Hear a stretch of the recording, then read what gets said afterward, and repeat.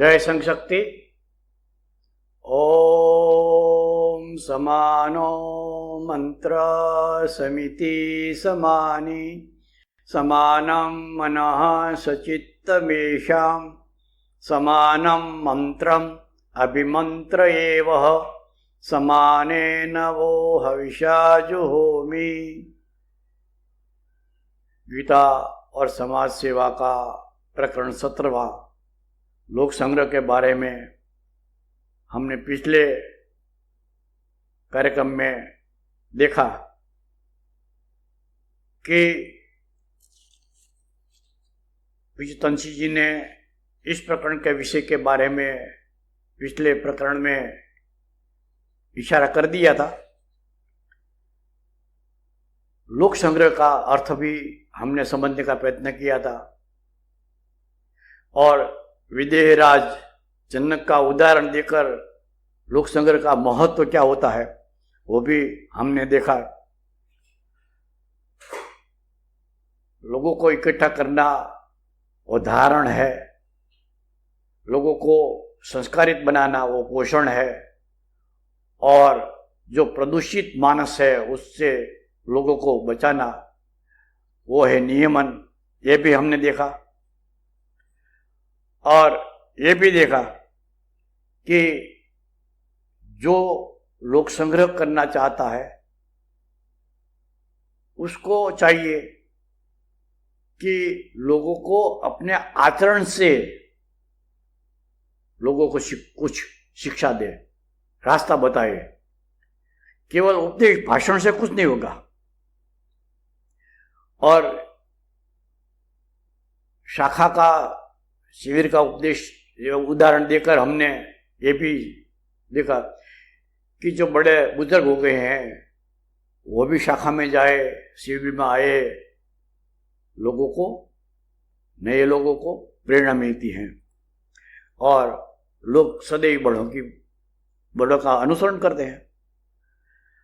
अतः अपने आचरण के प्रति, छोटे छोटे आचरण के प्रति जो लोक संग्रह करना चाहते हैं, जो समाज में सम्मानीय व्यक्ति है, उनको चाहिए कि वो अपनी कहीं ऐसी गलती न कर दे प्रमादवश या और किसी के कारण जिससे लोगों को कोई गलत संदेश मिल जाए। जो जिम्मेदारी ली है उसको ईमानदारी से निभावे और खुद भी जो पूर्वजों ने हमारे लिए जो मार्ग दिया है, बताया है, बनाया है, उस पर हम भी चले। यदि ज्ञानी कर्म नहीं करता तो लोग उनका अनुसरण करेंगे। ज्ञानी नहीं कर्म करते, वो है ज्ञानी, हम भी नहीं करेंगे, तो वो तमोगुणी बन जाता है और वो आलसी, प्रमादी, दीर्घसूत्री बन जाता है।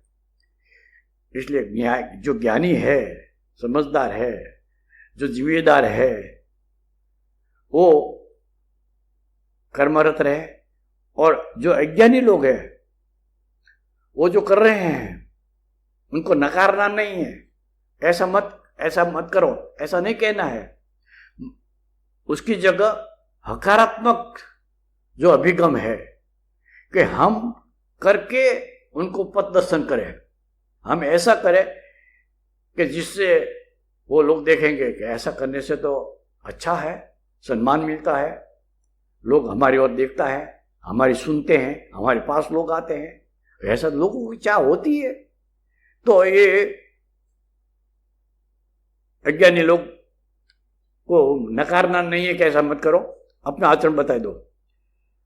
और सब अपने अपने संस्कार के अनुरूप काम करते हैं, तो वो संस्कार जो रूढ़िगत है वो उनको बदलना है, और बदल के भाषणों से नहीं, अपने आचरण से, कर्म से, ये लोग आपका अनुसरण कर, यही लोक संग्रह है।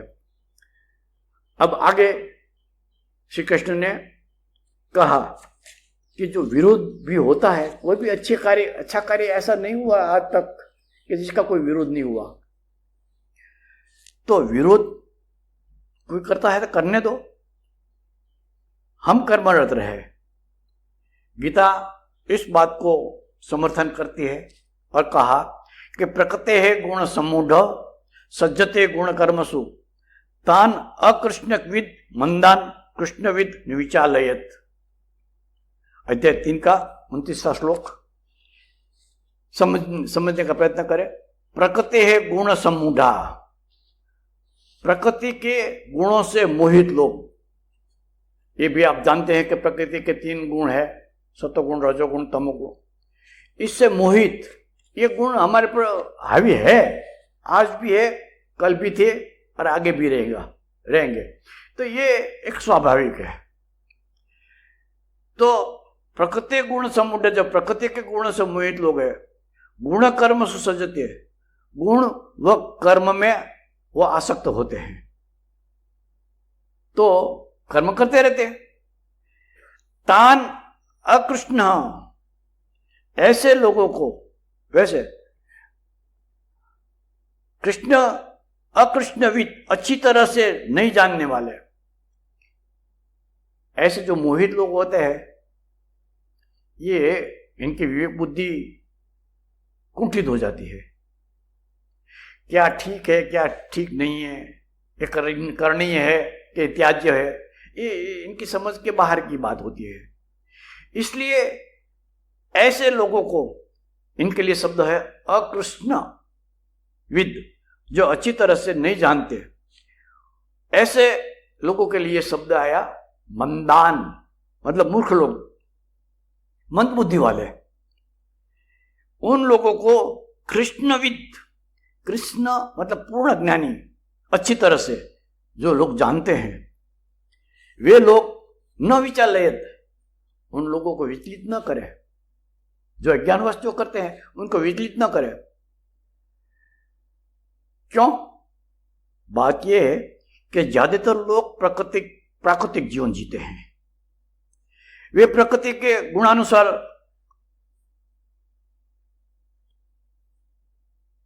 रज तम ज्यादा अधिक, रज और तम को अधीन होकर काम करते हैं। गीता में उनके लिए अकृष्ण मतलब मंद बुद्धि और नहीं जानने वाला, ऐसा शब्द का उपयोग किया है। तो ऐसे नहीं जानने वाला, सही बात क्या है वो जिनको पता नहीं, ऐसे मूढ़ और मूर्ख लोग हैं, वे जो कुछ करते हैं समझदार लोग उनको करने दो। क्यों? क्योंकि मान लो कि अज्ञानी लोग ज्ञानी की बात मान ले और जो करता है आज तक उसको छोड़ दे, और फिर जो करनी है, जो ज्ञानी करता है, वो तो उसकी परे की बात है। 17वें अध्याय में इसी मतलब का बात कहा है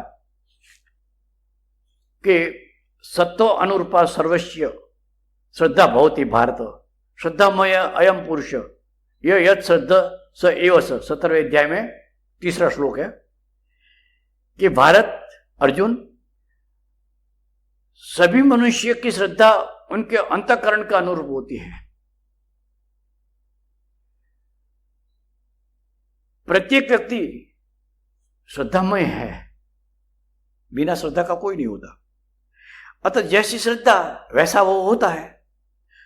अब मान लो कि एक अशिक्षित ग्रामीणी अज्ञानी व्यक्ति एक पत्थर पर 2 पैसे का सिंदूर लगा के उसको भगवान मानकर उसकी पूजा करता है, उसके अगरबत्ती करता है, दिया करता है, उसको प्रणाम करता है, निवेद्य धरता है, तो उसकी वहां उस पर श्रद्धा है, करने दो। समझदार उसे रोके मत कि ये क्या कर रहे हो, ऐसा मत कहना।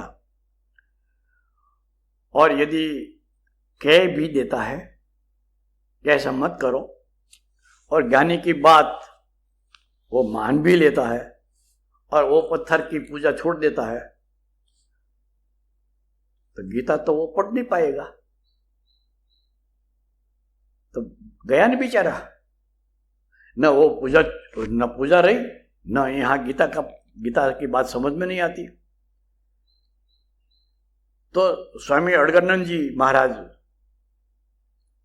कहते हैं कि प्रथम कक्षा का जो विद्यार्थी छात्र है, उसको कह दो कि ये ये कर, इसमें क्या सार है, कॉलेज में आओ, वहां आकर पढ़ो। तो मान लो कि बच्चा मान ले और कॉलेज में जाकर बैठ जाए,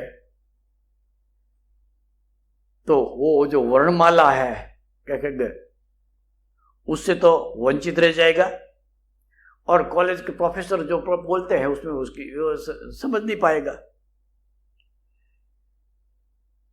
तो बेचारा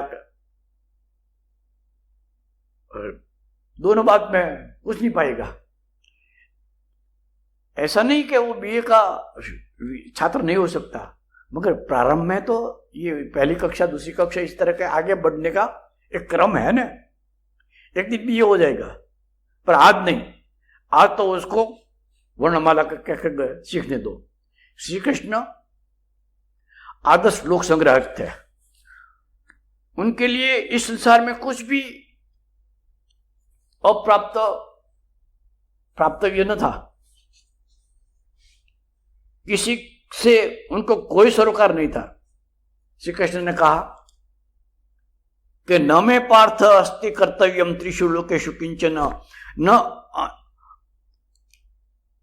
अनवारस्तम अवाप्तम अवाप्तव्यम वर्त एव च कर्मणि।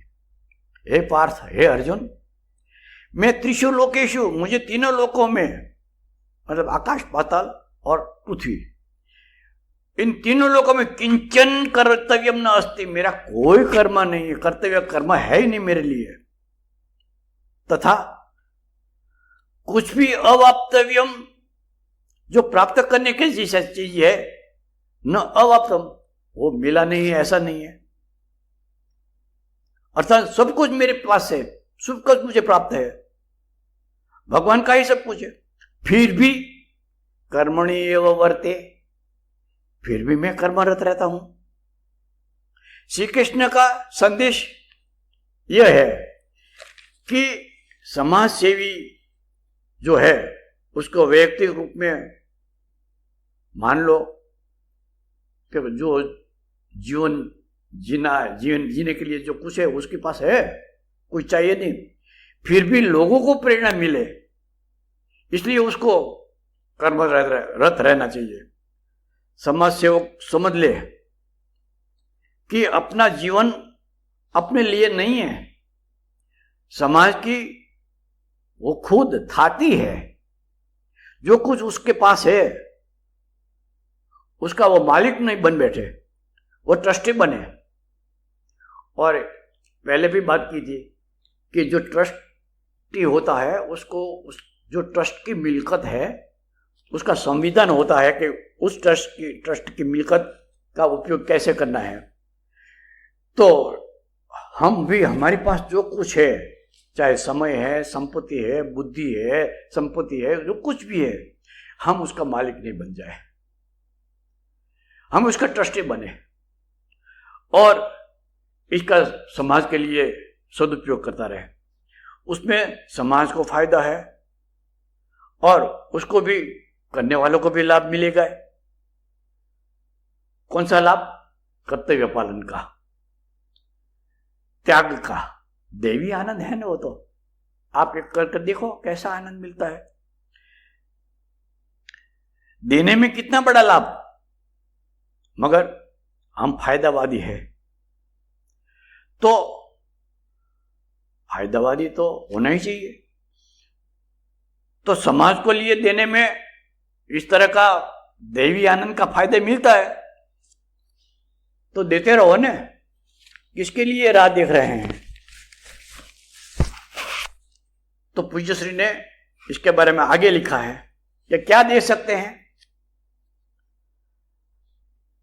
पत्रम पुष्पम, जो कुछ भी है वो हम भगवान को दे।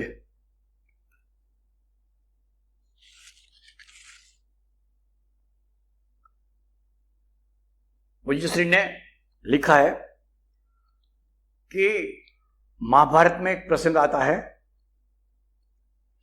कि श्री कृष्ण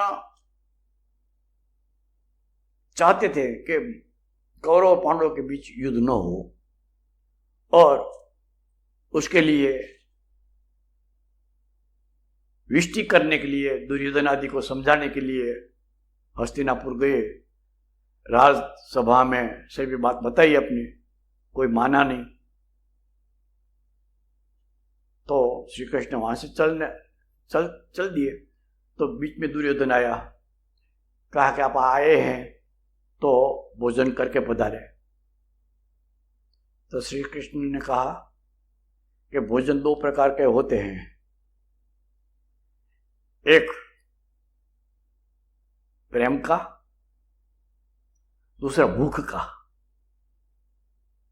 तो तेरा मेरे प्रति कोई प्रेम तो है नहीं, तू तो मुझे बंदी बनाने जा रहा था ना, तेरे घर पे मैं क्या खाऊं? और मैं भूखा नहीं हूं। यदि भूखा होता तो कहीं भी कुछ भी खा लेता। विश्वामित्र ने प्राण जा रहे थे भूख के मारे, तो मरा हुआ कुत्ता का मांस खा लिया। तो इसमें कोई दोष नहीं है, मगर तेरी बात तो मैं नहीं मानूंगा। तो इसलिए कहा कि सक्ता कर्मणि विद्वांस यथा कुर्वन्ति भारत कुर्यात विद्वान तथा असक्त चिकीर्षु लोक संग्रह। जिनको लोक संग्रह करना है, हे भारत, हे अर्जुन, वो कर्मणि सक्ता, कर्मों में आसक्त अज्ञानी लोग जिस तरह कर्म करते हैं उसी तरह अनासक्त हुआ विद्वान भी लोक संग्रह करने के लिए काम करता रहे। लोक संग्रह के मनोवैज्ञानिक व व्यवहारिक पहलू को लेखक विजय संची जी कहते हैं, समाज सेवक को, जो समाज सेवक है उनको श्रेष्ठ आदर्श बनना है, अपना विशुद्ध आचरण लोगों के सामने रखना है। केवल थोथा प्रचार हमारे समाज में नैतिक स्तर को ऊंचा नहीं उठा सकता। ये देखो ना, राजनीतिक में लोग दिखावे के लिए श्रम यज्ञ करते हैं। फावड़ा लिया, इधर उधर थोड़ा खुदाई की, तस्वीरें, फोटोग्राफर ने तस्वीरें ले ली, काम हो गया। इससे कुछ नहीं होगा। लोग समझते हैं कि ये तो दिखावा है। दिखावे से कोई परिवर्तन, कोई सृजनात्मक कोई कार्य नहीं होता।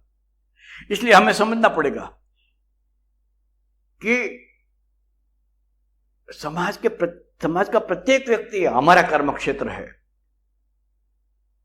और व्यक्ति है, न अच्छा है न बुरा होता है, व्यक्ति होता है। तो गीता में कहा कि न तत् अस्ति पृथ्व्याम वा दिवी देवीषु वा पुनः सत्वम प्रकृत जय मुक्तम यदि भी स्यात् त्रिभिगुणे। अर्जुन को कहा श्री कृष्ण ने कि हे अर्जुन, और पृथ्वी पर वा अथवा दिवी मतलब स्वर्ग में, देवीषु देवताओं में, ऐसा तत् वह कोई भी सत्वम मतलब प्राणी नहीं है, न अस्ति नहीं है, जो ये भी मतलब इन प्रकृति जय ही प्रकृति से जन्मे हुए ये त्रिभी गुण ही मुक्तम स्यात्, तीनों गुण से मुक्त हो।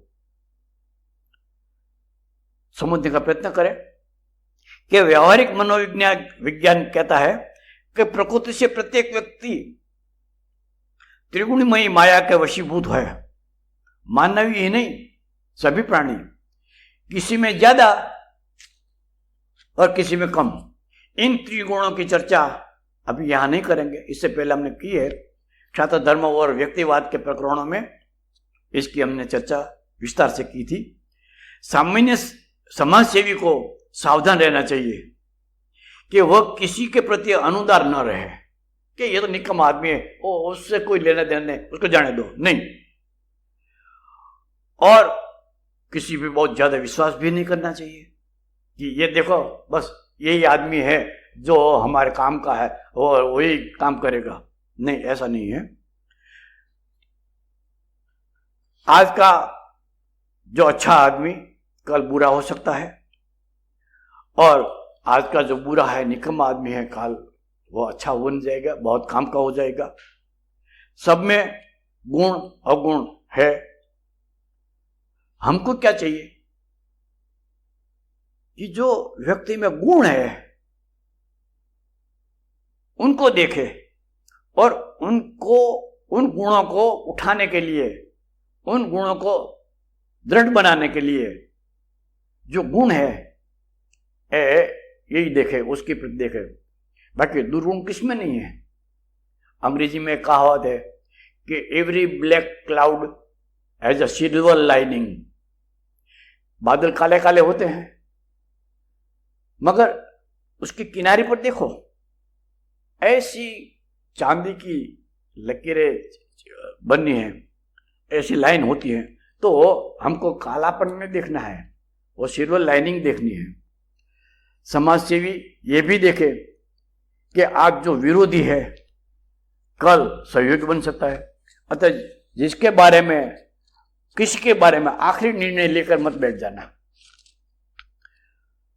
लोक संग्रही जो है उसको चाहिए कि पूज्य की अपेक्षा पुजारी बने,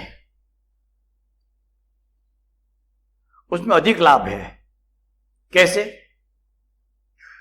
पूज्य बनेंगे तो लोग आपकी ओर देखते रहेंगे और आप तो जो पूज्य बन गई हैं, नेता बन गई हैं, करना कुछ नहीं है, बस अपने को पूज्य बना दिया, नेता बना दिया। तो बिना किए जो नेता बन जाते हैं जिनमें कोई गुण नहीं है, समाज की कमजोरी का फायदा उठाकर अपने आप को नेता बना दिया, तो लोग तो देखते हैं कि है इस तरह का, मगर आज समाज में वो काम कर रहा, समाज में वो बड़ा आदमी है, तो सब बड़े बनना चाहते हैं। तो जो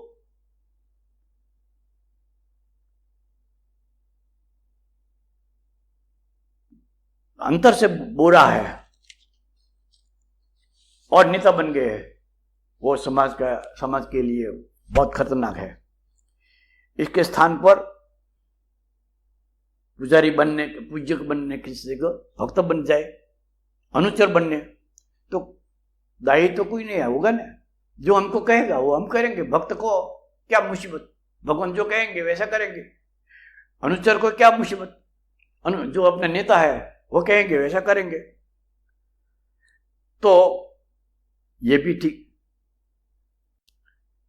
कि किया होता कभी नष्ट नहीं होता, निष्फल होता नहीं कल्याण कुचित दुर्गतिम तात गच्छति।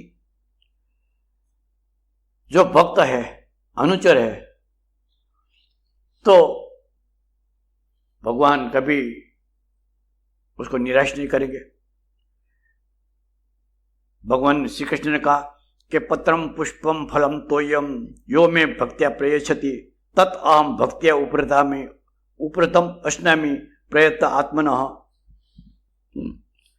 9वां श्लोक के 29वां श्लोक। पत्रम पुष्पम फलम तोयम, जो भक्त मुझे प्रेम पूर्वक भक्ति से एक वृक्ष का पत्ता देता है या एक फूल चढ़ाता है या फल निवेद्य के रूप में देता है, कुछ नहीं तो पानी भी देता है, यदि भक्तिया है मतलब प्रेम पूर्वक भक्ति से है, तो उस प्रयत आत्मना, उस शुद्ध भाव को निष्काम प्रेमी भक्त के भक्तिया प्रेम भक्ति से शुद्ध भाव से उपरतम जो अर्पित है, तत् अहम अश्नामि, उसका मैं स्वीकार करता हूं, उसको मैं खाता हूं।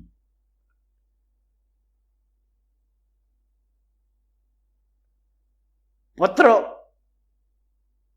इसका एक उदाहरण छोटा है कि पांडव जुए में हार गए, वन में गए, तो देवों से द्रौपदी को एक ऐसा पात्र मिला था कि उसमें से जितना चाहिए इतना खाना मिल जाता था, और अंत में द्रौपदी खा ले और वो बर्तन साफ कर दे, दूसरे दिन वो पात्र भर जाता था। यहां कौरवों को पता लग गया कि तो वो तो मौज कर रहे हैं। इत्तेफाक से एक दिन दुर्वासा ऋषि वहां आए कौरव के पास।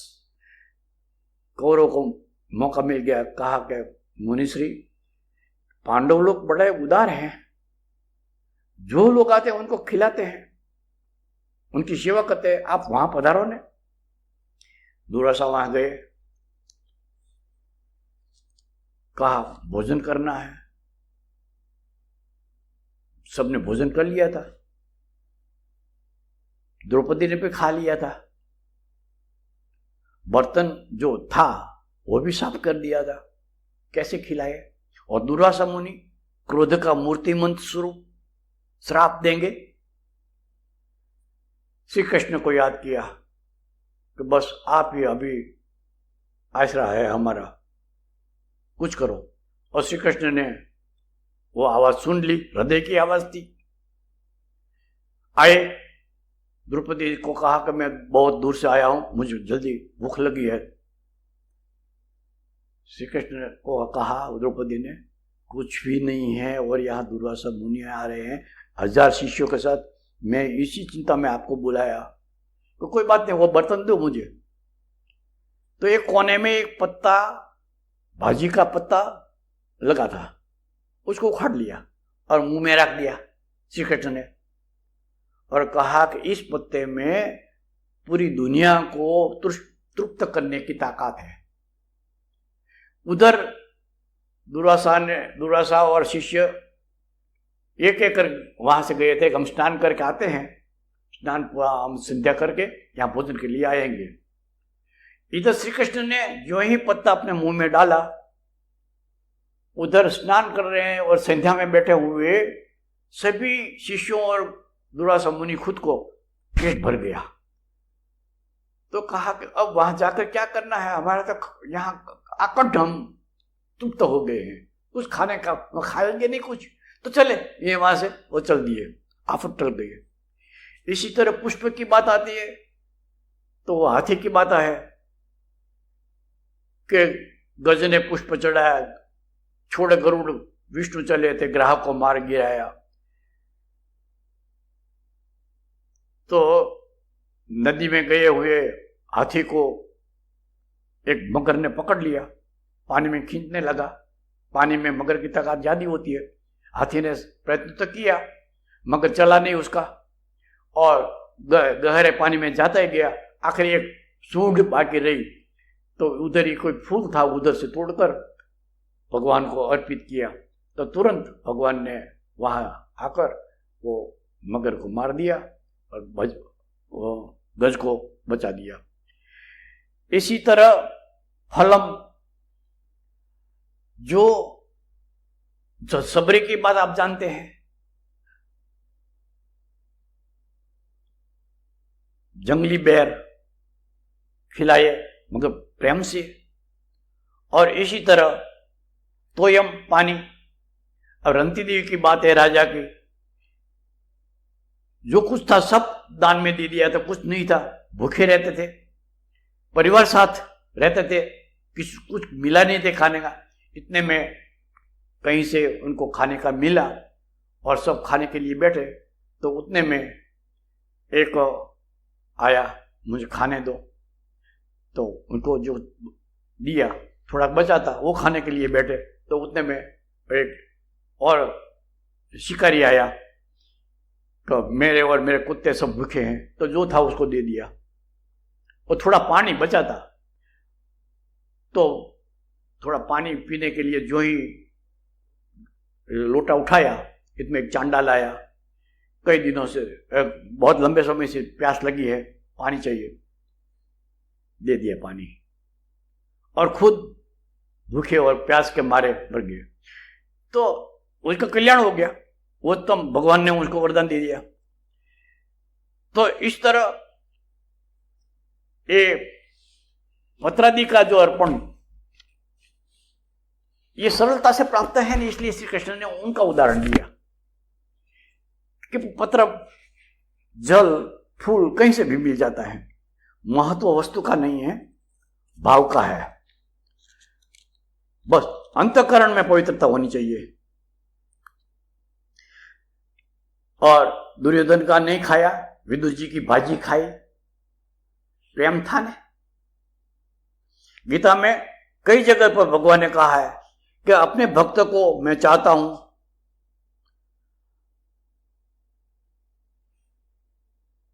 कई उदाहरण है गीता में, आप उदाहरण दे सकते हैं। एक दो उदाहरण यहां देख ले हम। श्री कृष्ण ने कहा कि न में भक्त प्रणश्यति, मेरा भक्त कभी नष्ट नहीं होगा।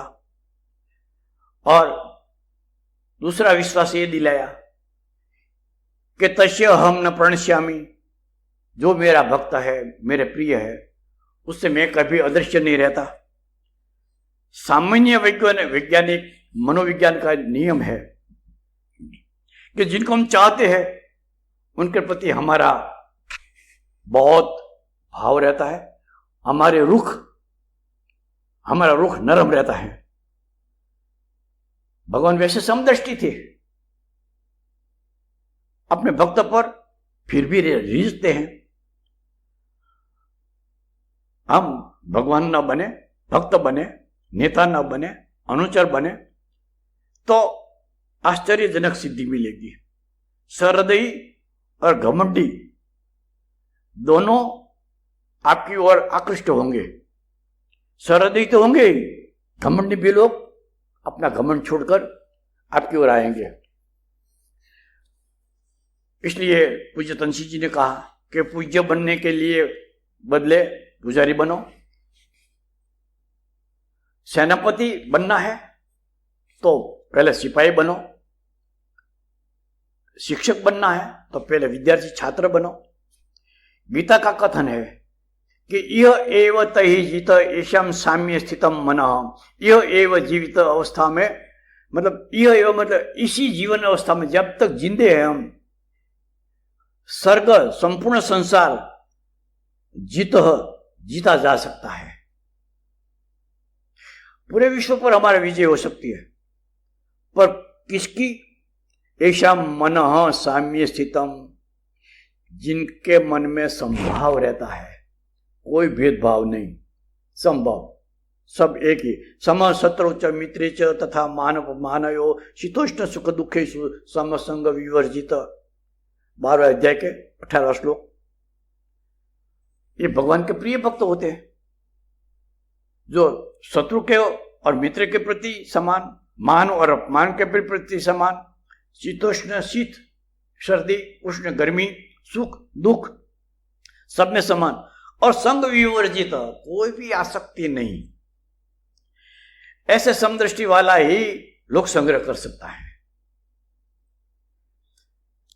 यदि वो किसी को खास मानता है, दूसरों को अविश्वसनीय विद्रोही मानता है, तो मान लो आप ही आपके शत्रु बन गए। आपने ही पत्थर उठाकर अपने पांव पर मारा, दर्द हो गई, नुकसान होगा, हानि होगी। गीता में कहा है आत्मेव आत्मन बंधु आप आत्मे रिपुर आत्मना, आप ही आपके मित्र है और आप ही आपके शत्रु है। तो कोई दूसरा मित्र नहीं है, कोई दूसरा शत्रु नहीं है। तो यदि भेदभाव रखेंगे, भेदवृत्ति रखेंगे तो लोक संग्रह नहीं होगा। लोक संग्रह के लिए श्री कृष्ण पूज्य तुलसी जी ने कहा एक और साधन भी है, और वो साधन है भीतरी प्रसन्नता। एक मुस्कुराहट शत्रु के शत्रु को भी नीचा कर देती है। इसलिए युद्ध के मैदान में अर्जुन को युद्ध के लिए जब खड़ा करने के लिए गीता का उपदेश दिया, तो श्री कृष्ण के लिए कहा गया है तब उवाच ऋषिकेश प्रसहन्नेरिव भारत। तब ऋषिकेश, ऋषिक मतलब इंद्रिय, ईश मतलब स्वामी, जो इंद्रियों का स्वामी है उसके लिए ऋषिकेश शब्द है। तो ऐसे ऋषिकेश श्री कृष्ण ने कहा, कैसे कहा? प्रसन्न इव, हंसते हंसते, गुस्से होकर अर्जुन पर गुस्सा नहीं किया था। हंसते हंसते कहा, क्या कहा, क्यों कहा कि प्रसादे सर्व दुखा नाम हानि ऋष्य उपजायते प्रसन्न चेतसो यासु बुद्धि पर्यवतिष्ठते। जो प्रसाद मतलब निर्मलता, निर्मल शुद्ध है, पवित्र है, ऐसे प्रसन्नता अश्य सर्व दुखा नाम हानि ऋष्य उपजायते, सभी प्रकार की मुसीबत को दूर कर देती है। एक प्रसन्न भाव, एक मुस्कुराहट, क्यों, प्रसन्न चेतसो ही बुद्धि पर्यवतिष्ठते, जो प्रसन्नचित होता है, जो सदैव मुस्कुराता रहता है, चाहे अनुकूल हो चाहे प्रतिकूल हो, चाहे सुख हो दुख हो, मान हो अपमान हो, कुछ भी हो, जो प्रसन्न रहता है उसकी बुद्धि पर्यवतिष्ठते, अच्छी तरह से स्थिर हो जाती है। और प्रसन्नचित वाले की बुद्धि स्थिर हो गई तो फिर समझ में कैसे आ जाए कि मेरा चित्त प्रसन्न है, स्थिर हो गया है। तो पूज्य श्री ने प्रसन्न चित्त वाले की परिभाषा देते हैं, कहा कि चित्त की प्रफुल्लता, अंदर से उत्साह ही उत्साह, कोई हताशा नहीं, कोई निराशा नहीं, कोई शिकायत नहीं, कोई आलोचना नहीं। दूसरी बात, व्यक्ति का सौजन्य, कि एड़ी से चोटी तक वो सज्जन रहे,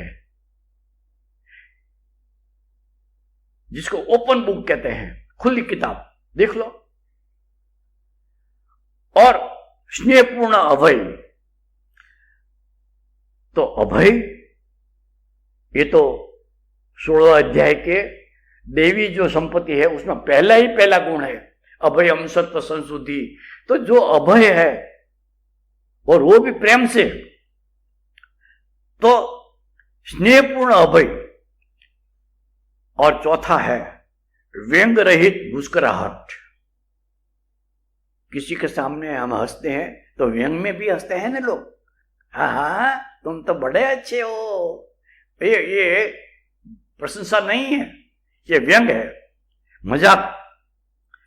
तो मुस्कुराहट बच्चों से ही होनी चाहिए, उसमें कोई दिखावा नहीं, कोई व्यंग नहीं।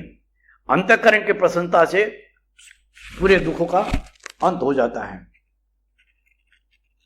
अंतःकरण शुद्ध होगा तब ही सात्विक प्रसन्नता आएगी। जब तक भीतर में गंदगी पड़ी है,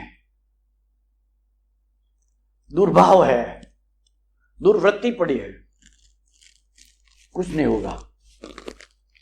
अंतःकरण शुद्ध होने का अर्थ है सभी पापों से निवृत्ति और निस्वार्थ निरपेक्ष शुभ कर्म के प्रति लगातार भाव, उससे पुण्योदय होगा। ऐसी प्रसन्नता परमात्मा में तुरंत स्थिर हो जाती है। पूज्य तंसी जी ने कहा कि प्रसन्नता का अपना मौलिक गुण है, उससे बुद्धि स्थिर हो जाती है। बुद्धि स्थिर हो गई, बहुत बड़ी सिद्धि है वो तो भटकती रहती है तो कुछ नहीं मिलता। तो बुद्धि स्थिर हुई तो सारी मुसीबत पर, कठिनाइयों पर विजय मिल जाएगी। और चाहे कितना ही गंभीर ज्ञान हो, चाहे कितना ही कठिन काम हो, सरलता से सब समझ में आ जाएगा, सब कार्य हो सकता है। निर्दोष हास्य वो दैवी गुण है और उसका प्रभाव लोगों पर बहुत गहरा पड़ता है। इसका मतलब ये नहीं कि हम भान बन जाए, हाँ ही करने लगे, ये अर्थ नहीं है। प्रसन्नता का मतलब है कि हमारे भीतर में शुद्ध भाव, तो मुंह में कभी विकृति नहीं आएगी और आपका मुंह लोग देखते रहेंगे। आप में से जिन्होंने तंसी जी को देखा है, तो वो चेहरे से कोई ऐसा सुंदर व्यक्ति नहीं थे, मगर भीतरी पवित्रता थी ना। तो किसी की ताकत नहीं कि वहां बैठे हों और इधर उधर देखते रहे, केवल तुलसी जी की तस्वीर को देख, तुलसी जी का चेहरे को देख लो और बोले कि नहीं बोले कोई बात नहीं। तो ये है भीतरी सौंदर्य, जिसको कहते हैं कर्म सौंदर्य। जो प्रसन्नचित होता है वही कर्म कर सकता है और वही इसमें सुंदरता आ सकती है। समाज में जो बुराइयां है, विकृतियां हैं, उनको दूर करनी है, क्योंकि समाज हमारे माता पिता है। कोई सपूत अपनी माता पिता की बीमारी सहन कर सकता है क्या? ये दुर्गुण, ये कमियां, ये विकृतियां, ये सब बीमारी है, समाज की बीमारी है, हमारे माता पिता की बीमारी है। तो एक सपूत के रूप में मेरा, तुम्हारा, हम सबका एक कर्तव्य है कि हम इन बुराइयों को दूर करें, समाज में परिवर्तन लाए। उसके लिए एक ही रास्ता है, गीता को समझिए। गीता ज्ञानानुसार जीवन जीने से ही सफलता मिलेगी। चाहे कितना ही ज्ञानी बन जाए, कर्म नहीं करेंगे तो कुछ नहीं होगा। कर्मरत हुए बिना मिटती है कभी बलाई। जो मुसीबतें आती है, जो हानियां होती है, जो मुसीबतें, वो दूर होती है कभी कर्म किए बिना। तुलसी जी ने गाया है ना। तो हमारा ये कर्तव्य बनता है कि हम अच्छे बने, विचार से, कर्म से। और याद रखना, ऐसे लोगों का आज समाज में अकाल पड़ा है, बहुत कम लोग हैं। इसलिए लोगों की चाह है कि हमको ऐसा कोई मिले कि जो हमको पथदर्शक पर हमारा पथदर्शक बने। तो इधर उधर मत देखो, समाज की चाह, हमारे माता पिता की चाह हम सपूत बनकर पूरी करें, ये हमारा कर्तव्य है। और इसी से ही याद रखें, हम अपना जीवन, एक क्षत्रिय का जीवन, एक मानव का जीवन ऐसे कार्य से ही सार्थक बना सकते हैं। सार्थक बनाना ये हमारे जीवन का कर्तव्य बन जाए। इसलिए हम अच्छे बने, लोगों को भी अच्छा बनाए। लोक संग्रह का यही संदेश है, अर्थ है। और यही हमने पूज्य तुलसी जी का ये पथ दर्शन है, हम उनकी राह पर चले। इसी प्रार्थना के साथ ये इस प्रकरण का हम पूर्णाहुति कर रहे हैं। दक्ष ओम शौर्यं तेजो धुतिर्दाक्षम युद्धे चाप्य पलायनम दानमीश्वर भावश्च क्षात्रम कर्म स्वभावजम। ओम शांति शांति शांति। जय संक्षिप्त।